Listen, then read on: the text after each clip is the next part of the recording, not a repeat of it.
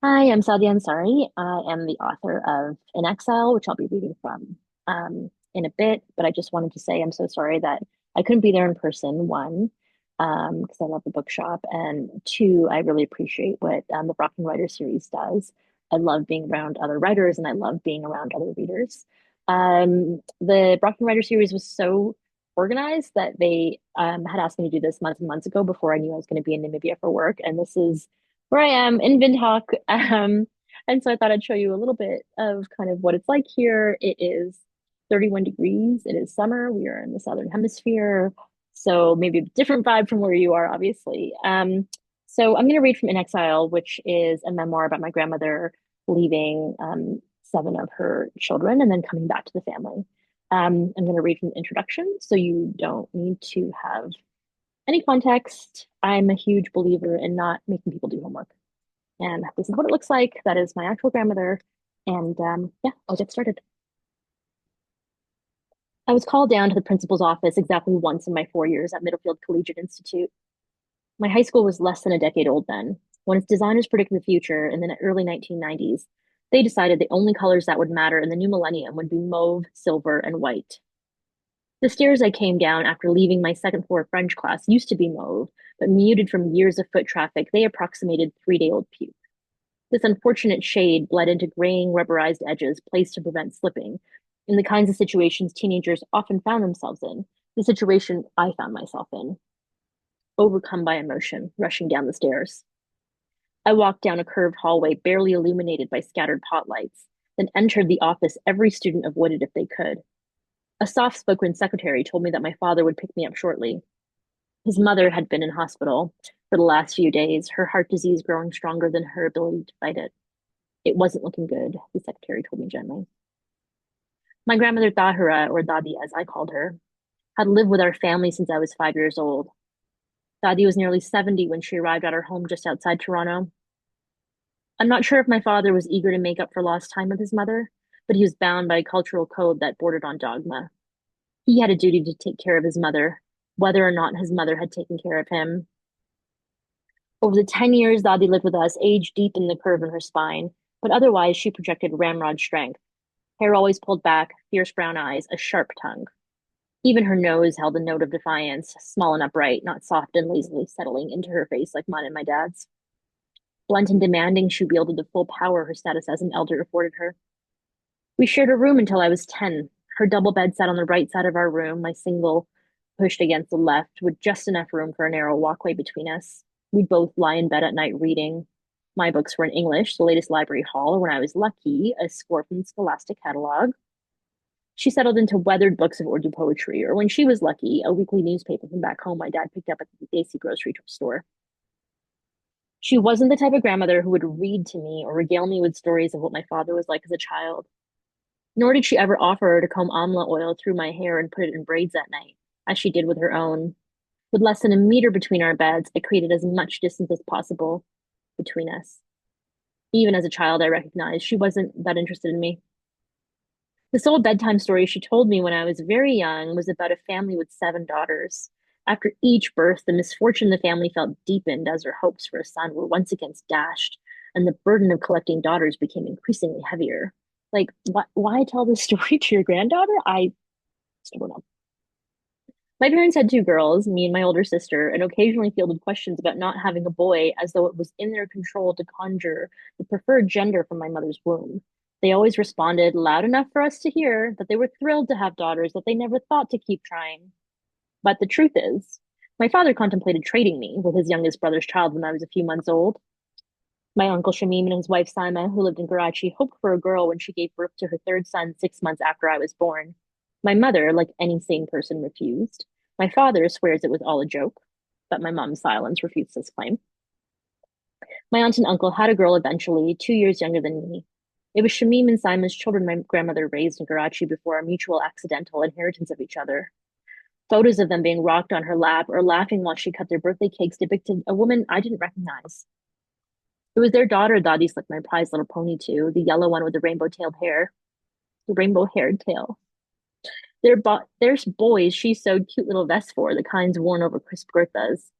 The only items she sewed for me, completely unprompted, were modest clothes for my Barbies, who embarrassed her with their miniskirts and short shorts. Which, by the way, like I love the miniskirts and short shorts because I wasn't allowed to wear that kind of thing. So for me, it was just like I loved having like liberated Barbies.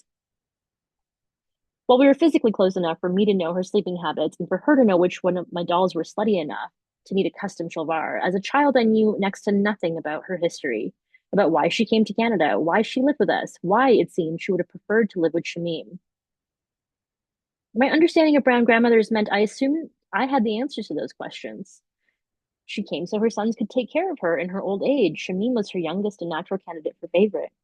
It wasn't until I was 10 years old when a chatty aunt blurted out that Dadi had once abandoned her 7 children for a man that I got a hint of the real story, one that radically challenged what I thought I knew about her. Left uninvestigated, the story could easily disappear from our family history. Growing less than a meter away from her, I had no idea that she vanished from her children's lives for so long that they let people believe she was dead. I certainly didn't have the courage to ask her about any of this. A strict code of propriety was instilled in me early, and that same code prevented my parents from broaching the subject with her, even when she lived with her home. As a result, Dadi's time away grew into a strange living mystery for me. Nothing had changed for her. She sat downstairs sewing, writing in a tattered notebook, reading the Quran.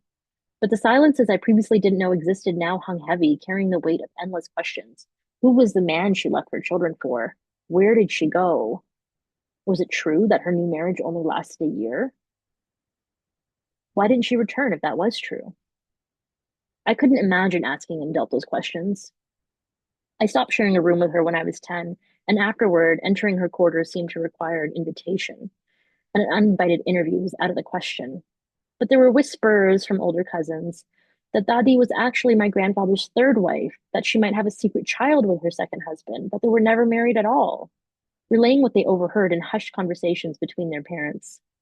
Unlike my mother, who would tell us everything from spying on her German neighbors to recalling the harrowing night her father died, my father rarely told us stories from his childhood, let alone anything that could be considered a trail of breadcrumbs. With such limited information, I couldn't connect the woman who only left our home to be shuttled to doctors' offices or to other children's homes, to the woman who moved across Pakistan to begin a new life with a mysterious man. In those early stories, Dadi was cast as a lead villain, an unspoken question tinting the narrative. What kind of mother leaves her children? But for me, it didn't add up that the woman who chastised me so severely over my mispronunciation of Arabic during Quran lessons had colored so wildly outside the lines of what I had been taught was acceptable behavior for a good Muslim woman. And it revealed my own lack of imagination as a child, my limited understanding of what a brown woman could be in her era. Who was she during those years when she was no longer a wife or a mother? By the time I walked back to class, stuffed my books in my backpack, and collected my pink shell from my locker, my father arrived in his black Nissan Maxima. It was the middle of April. As we drove past farmland, remnants of a winter chill hung in the overcast sky, cementing the silence we drove in. My father's usual old-timey Bollywood tunes muted. I was a sensitive 15-year-old, but one who reserved that sensitivity for my own angst. So I had no words when regret started to pour out of my father in what became the first adult conversation we would have. The night before Dadi was admitted to the hospital, my father told me that when he came home from work, she called for him from her room. By that time, her arthritis had made it difficult for her to climb stairs, so he converted the family room on the main floor into her bedroom. She sat on the edge of her bed, facing the faded pink velvet love seat that, yes, she courted on. She courted often settled into. Dadi asked him to take a seat on that couch. She wanted to discuss something important. He was spent after a long day and not in the mood for deep conversation. We'll talk later, he recalled saying, then disappeared into the kitchen to make his nightly cup of tea. I should have sat with her then, he said to me, shaking his head. I should have been there today. It was the second time in my life I saw my father cry. The first time had been 4 years earlier after my maternal grandmother died. He cried quietly as people filed into her home, their hands heavy with trays of pulao and dal, as if food could fill the void in my mother's heart where her mother used to live. But it was in the Maxima that I saw him sob, barely able to catch his breath as his shoulders heaved, attempting to steady himself by clutching the wheel with both hands. Your mother is an angel, he told me. In another car, in another family. This might mean the obvious thing one feels when their parent is slipping from this world.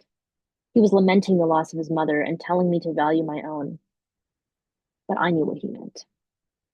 That my mother was an angel for not just tolerating, but accommodating Dadi's angry fits, her casual cruelty toward her children. She took Dadi in when no one else would, he continued. It only dawned on me then how strange it was my father always referred to his mother with the same name we did, Dadi rather than Amma. I always thought it was just another expression of my dad's quirky personality rather than the recognition of a severed connection. The 10-minute drive ended in the hospital parking lot. On entering, we were hit with a smell of illness intermingled with antiseptic that permeates every hospital. We sped down the long hallway away from the ER towards the ICU.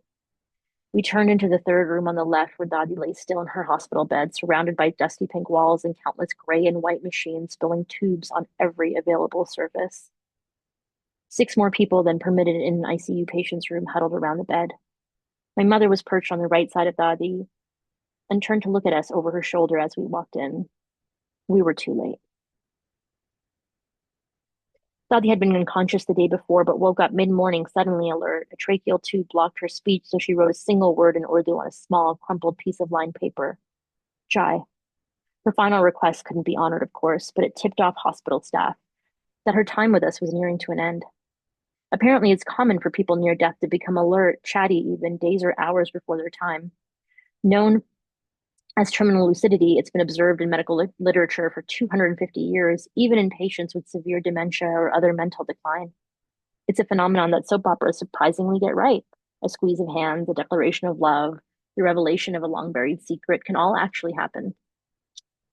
My father got the call about her lucidity before he raced to pick me up. The speed at which he drove revealed the hope that he held. Maybe he could still have that conversation with her. But his tears and preemptive regret revealed a much deeper recognition. After 55 years of being his mother's son, he didn't expect now would be the moment he got to know her.